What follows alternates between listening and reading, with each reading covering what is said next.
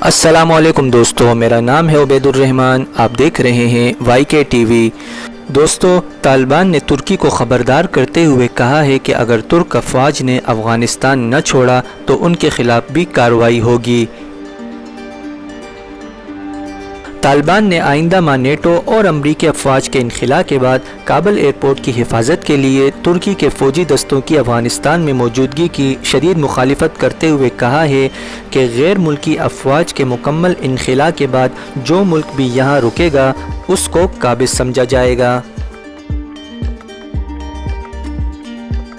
तालिबान तर्जुमान ज़बीहुल्लाह मुजाहिद ने एक इंटरव्यू में कहा है कि तुर्की अफ़गानिस्तान में 20 साल से मौजूद है, ताहम अगर वो अब भी यहाँ रुकना चाहता है तो मैं वाज़े कर दूँ कि तुर्क अफवाज को काबिज़ फ़ौज तस्वुर किया जाएगा और उनके ख़िलाफ़ कार्रवाई की जाएगी।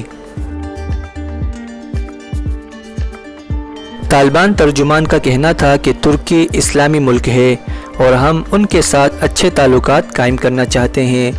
तुर्की और अफ़गानिस्तान के दरमियान बहुत कुछ मुश्तरका है, लेकिन अगर उन्होंने मुदाखलत की और अपने फ़ौजी अफ़गानिस्तान में रखे तो इसकी ज़िम्मेदारी तुर्की पर ही होगी।